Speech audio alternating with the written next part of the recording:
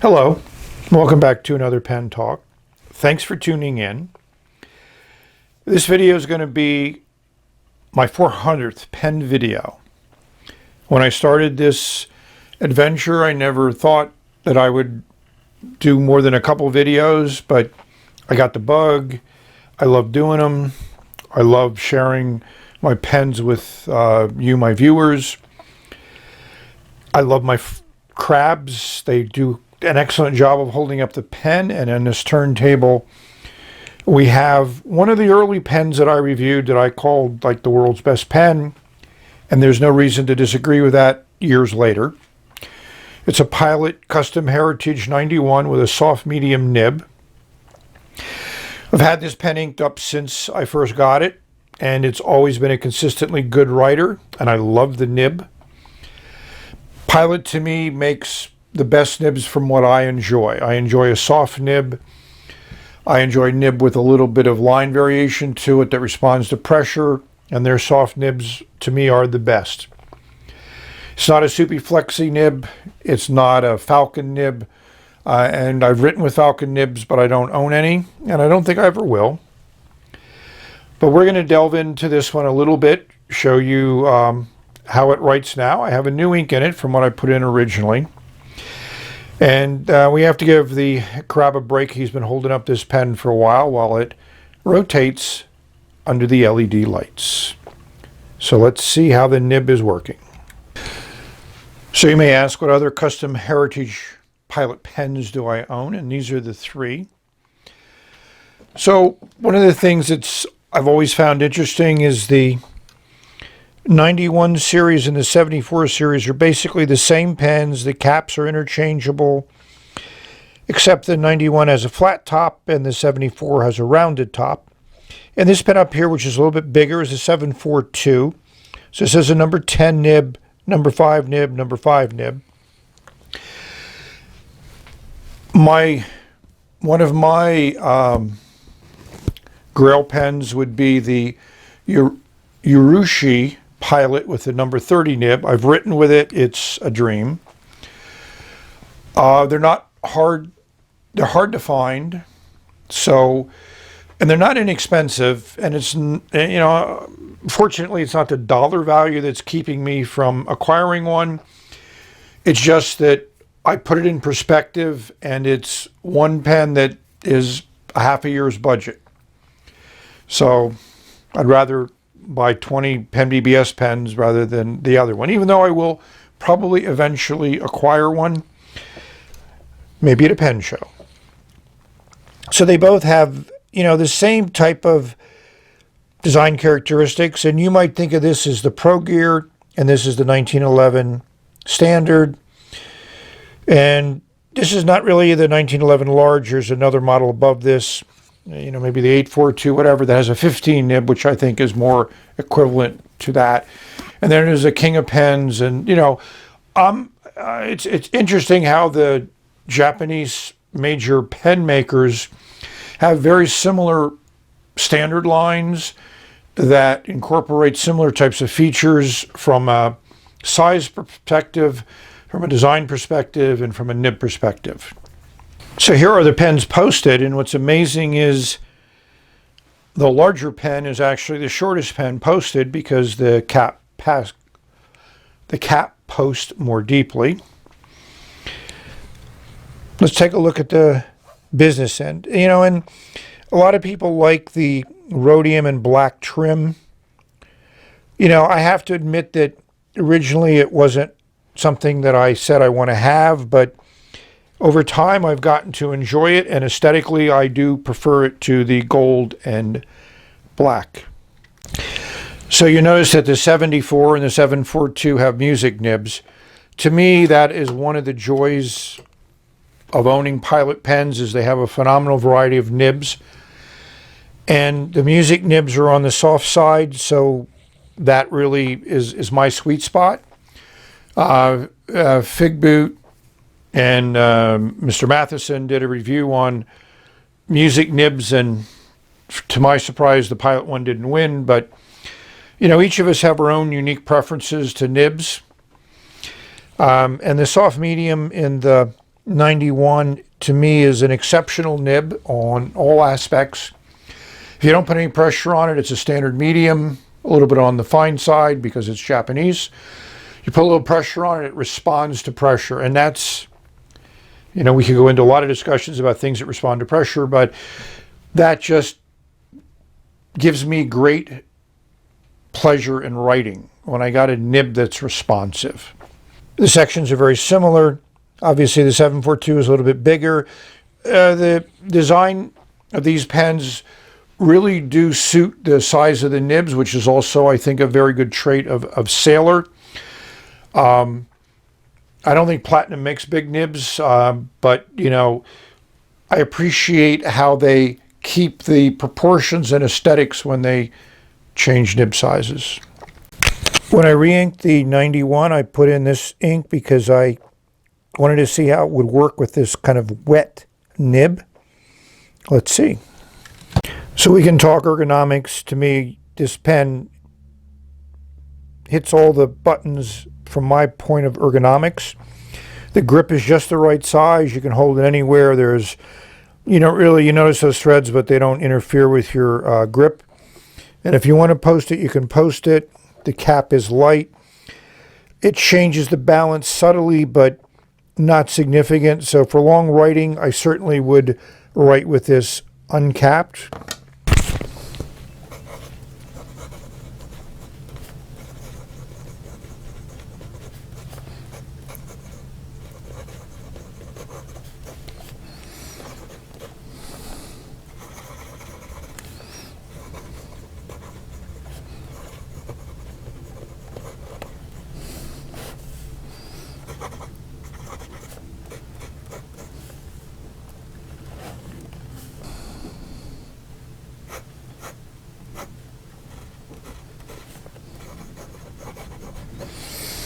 So, as I explained earlier, this is, to me, is close to the perfect nib.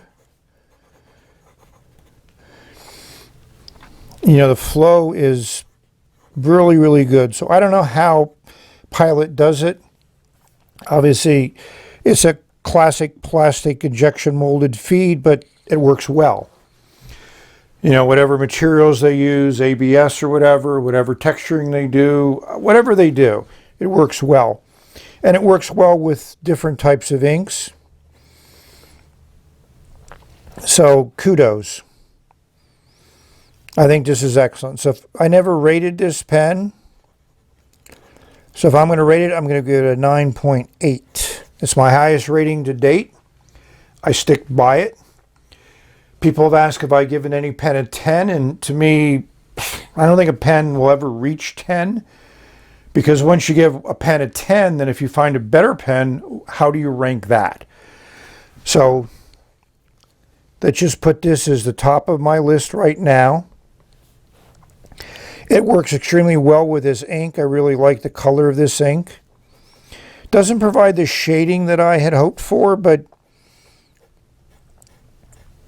it's just a joy to write with this pen.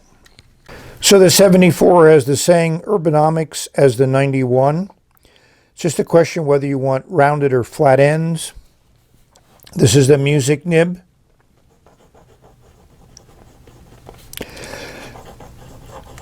I got this pen for a steal. It was under 80 bucks delivered, and I fell in love with it. It does railroad.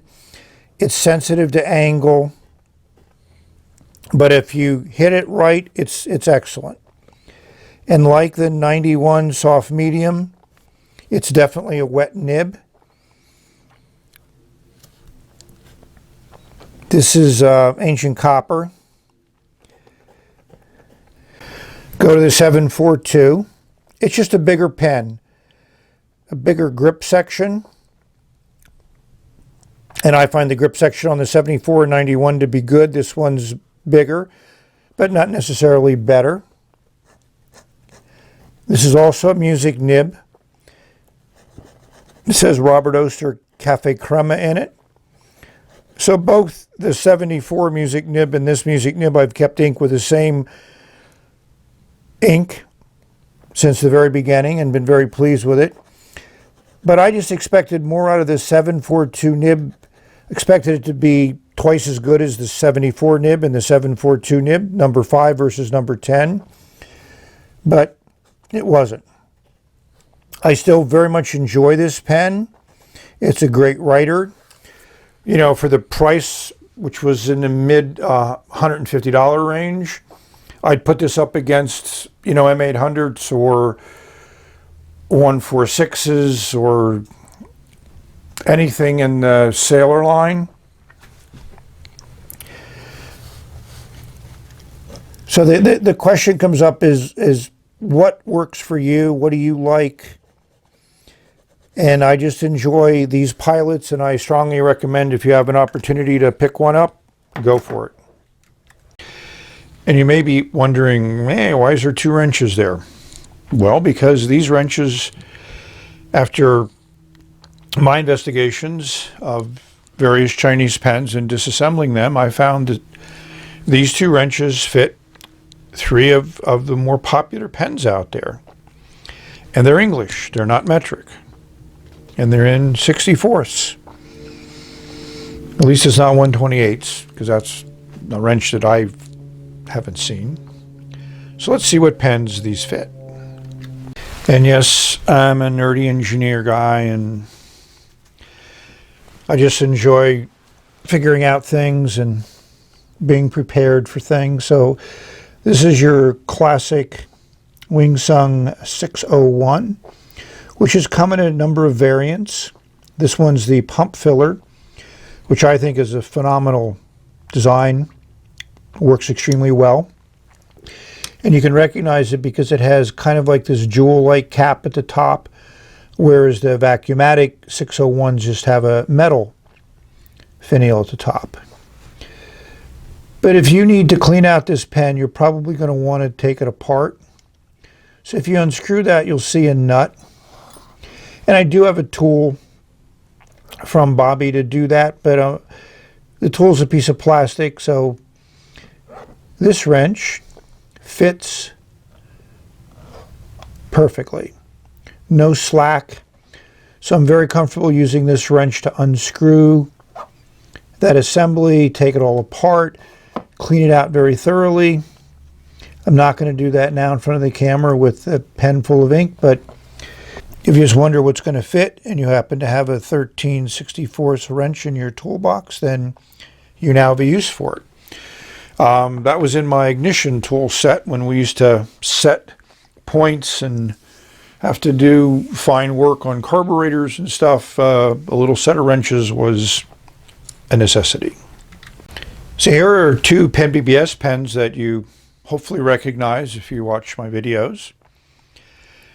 The 456, which is a vac filler, and the 355, which is a draw filler. A couple different ways of describing it.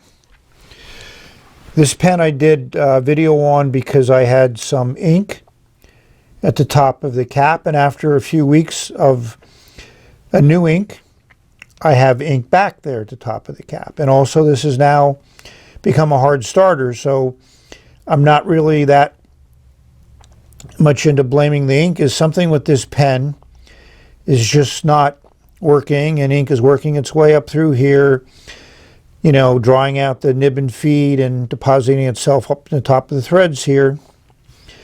But last time I took this apart, I used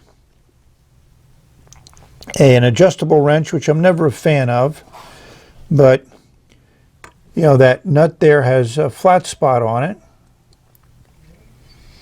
which is machined, and much to my amazement, if you take this wrench, it fits fairly well in that cutout. Now this is not as tight a fit as the one in the 601, the 13/64, but it's certainly, to me, good enough to use to take this pen apart. And I may disassemble this pen again. I'm pretty certain I put silicone grease in these threads when I put it back together again, but who knows? I don't have any trouble like this with my other 456s, so occasionally you get a strange pen. That's the nature of fountain pens from my perspective. Now the 355, when you unscrew the cap to expose the filling mechanism, you'll see here it's a piece of plastic, which is also flattened. And much to my amazement, the other end of this wrench, so it's 456 on this end, and it's 355 on this end. And this wrench fits very tight, like it did on the 601. So that's, to me, an excellent way of taking it apart if you need to. So, welcome to my world of engineering. So as an engineer, I need to do at least a couple tests to see if all of these 456s have the same machining, and it appears they do. So just so you can see what I can consider to be a little bit looseness, is that's how much the wrench moves. So the wrench that I used on the other pens, you don't get any movement at all. You may ask, Chris, what's your current pens that you're writing with the most? And these are these two Moonmen with the original nibs. You know, when I'm out taking notes and sitting in a group, I just enjoy the way these pens look, the way they feel. Even though they're slightly different, they both have their appeal to me. Very well made, and you know, the more I write with them, the more I'm impressed with the nibs and the feel and just the thought that went into putting these pens together. So these are some that have survived the test of time, and I can see these being inked up and being used for the foreseeable future. And you may ask, what other pens have I been impressed with? And these 471s have continued to provide me with a lot of pleasure in writing and just looking at them and appreciating the engineering that went involved in making these, and the fact that they now have the medium rounded nib and the fine rounded nib. It just makes it even more impressive from my perspective. And those great acrylics. And I actually have two more of these coming, one in a solid white, which I think is called the Piggy Pen, and one in a clear version. So I need those two to round this out, and I'm looking forward to getting those, and then we'll do a review of all of them. And you may ask, what pens are in the pipeline? Well, here's a pen that Bobby sent me about a month ago. It's a twist. It's a triangular shape. It's certainly different and interesting. And here's maybe its distant cousin. Also triangular shape, but no twist to it, no clip to it. But I've done a review on this pen, so this one is in the works. Pop-off cap. You know, standard Lamy style nib. You know, that triangular section. So I just am impressed with some of the things that Bobby comes up with and thankfully shares with me, and I can share with you. So what we have here is a Pen BBS 309, completely disassembled. This pen has been inked up and re-inked with the same ink, either Shizuku Konpeki, for over 6 months. Consistent writer. So I finally got to the point where my partner says, I want a new pen and I want a new ink. So she now has the Monteverdi Mark Twain pen inked up with Monteverde Mulberry Noir because she wanted a dark purple. So this pen will be dried out. Everything will be silicone greased, put back together, and I'll decide what ink might go in it and become an everyday carry for me. I thought we just needed to spend a minute on the 309, Pen BBS 309 piston filler. So here's the assembly. And what I think is different about their design was when this is assembled, this screw doesn't turn the piston, it just turns. If you look at this piston fill mechanism, which I'll ask you guys to tell me what pen it came out of, I know. But when you turn the piston, it turns the seal. So that would tend to break the seal loose if it was stuck a little bit, where here turning that knob doesn't break the seal loose. So this is a 309 that's been sitting for a few months. So if you turn this counterclockwise, which would normally put the piston down, as you see, it just turns and the piston doesn't go anywhere and the blind cap just unscrews. So I always keep the piston slightly down, and I found that if I do that when I turn it clockwise to pull the piston up, it moves easily. And once you break that freeze, then the piston moves freely up and down without any issues. So first, for some reason, it seems to adhere, and I've done everything with silicone grease and cleaning. You know, I took one of these completely apart and brushed and cleaned the inside of it and did everything I could, and it still had that issue. So when I'm leaving them set and they're not inked up, or even when they're inked up, I leave a little bit of space so I can turn the piston clockwise and pull up the piston and free it up. As I showed you how the piston works in this Pen BBS 309, I just thought to show you why they probably designed it that way. So the piston goes in and out through the nib end. So you push it up there, you use this to engage the threads, and then as you screw this in, as you can see, it pulls up the piston. But when the piston gets to the top, it turns, so you can continue to put the cap in place, and there you go. It's perfectly aligned, and when you turn it counterclockwise, the piston goes down until it reaches a stop.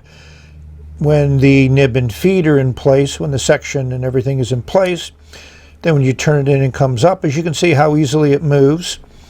So that's why I think they did what they did. Those of you that have taken apart the Pelican piston fillers and you unscrew everything, you'll know it's an art form to try to engage everything. So when the blind cap is tight, the piston's all the way at the top. But here, you don't have to worry about this. You just put the thing together and keep turning until it's all in place.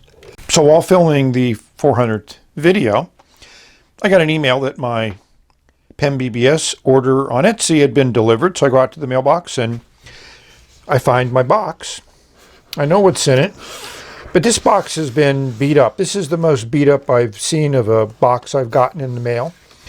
I'm not that concerned about the pen inside, but let's open it up and ensure that everything is okay and that I got my little cat stickers. Thankfully, everything in the package was fine. The most damage was a little bit of these wrinkled, beautiful cat stickers, but I now have a purple crab to go with my orange, blue, and green crabs. And I have another 471. There's one more coming. This is Little White Pig, and it is hilarious. I have looked at it, so you'll see a detailed video of this one and the black, or the clear one, which is Fireworks, when I receive that one. So they're doing an excellent job of keeping the line interesting and creative and doing little things that myself as a pen enthusiast just finds very interesting, amazing. I get a lot of pleasure from almost every Pen BBS pen I've ever touched. Ask what other new pens do you have to review, and here's one. I saw this on eBay and I said I gotta have it, and the price was great at $5. Here's the auction. Price has gone up since then. I mean, this is 100% copper.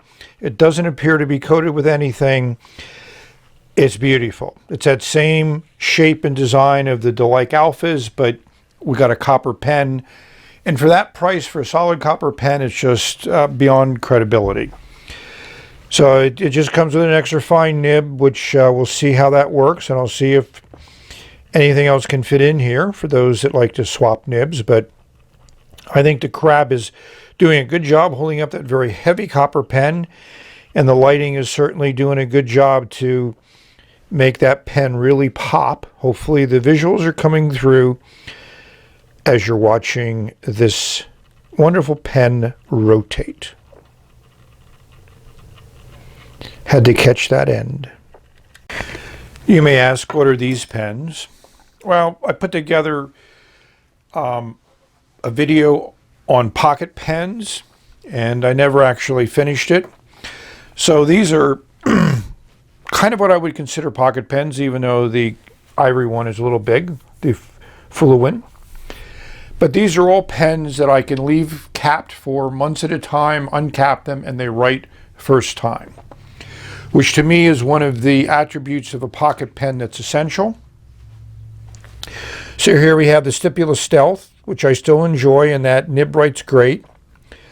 Moonman 1 Kai in the mint version, or the green squirrel, whatever you want to call it. The Meru pen in the autumn color. This is that, and I have to give you this one in that silvery finish. Here's a Moonman Alpha in the blue ice acrylic. A Moonman Alpha in the red anodized aluminum. The Fluellen in the ivory. And the Moonman Smurfs pen, which has that kind of cracked turquoise look. Some people called it a little bit of a jade color, but you know, like I say, all of these pens I've done reviews on, so you can look up the detail review if you want. But I think it's a great collection, a nice variety of finishes, materials, and the key thing is they're all incredibly dependable writers, which to me is key to having a pocket pen or an everyday carry pen. Thanks to Kenro renewing interest in Esterbrook's, vintage Esterbrook's have certainly become more expensive, but there's more available, so it's a quid pro quo, however you want to look at it. But I went back to a box that I've probably gone through 10 times before and never really saw or recognized this pen. Those of you that know Esterbrook's will recognize it immediately from the clip. It's an Esterbrook dollar pen. So it makes this pen interesting, besides its pretty gungy old looks, is I think this is made out of hard rubber. I'm not aware of them making any hard rubber pens, but obviously we need to clean this up. Interesting 9550 nib on it. Looks like an extra fine nib, and the 9000 series supposedly had iridium tipping on it. So we'll be seeing this pen be restored in another video, but just a little bit of a teaser and a little bit of a view into my world of this pen that's been sitting probably in a box for 30 or 40 years, and now it will be resurrected, and hopefully I can confirm that it is hard rubber, and I have to do my research to see if they ever made a hard rubber dollar pen. So what's coming up in the future? Now, I always have a pipeline of pens coming in, mostly from China, but I also have a few hopefully interesting and ones that you'll find interesting. You might recognize this bamboo test tube stand, which to me is an excellent way to display pens and keep pens, and they're upright. So that makes it nice, and you certainly can appreciate, I think, the colors and the way these pens look with the light that I have shining on them. Production values may not be the best, but I'm trying to go for effect here. And I just enjoy it. I mean, I've always enjoyed pens, and I just feel very fortunate to be able to continue to enjoy pens, continue to bring in new writing instruments into my experience and share them with you as these wiggle around. But in closing, I'd just like to wish you all the best writing experiences possible. Enjoy, experiment, play. It's amazing what'll you'll find and what you might really enjoy. So this is the end of the 400 video for now. Hopefully I've put enough varied content in here to make it interesting. Little few teasers here and there, but since I don't know what's going to happen tomorrow, it's hard for me to predict, but hopefully whatever it is, we can share the journey together and enjoy it. So keep writing, keep putting ink on paper, keep those thoughts coming, share them with yourself, share them with others. Enjoy today, enjoy tomorrow, enjoy your life. Keep on writing.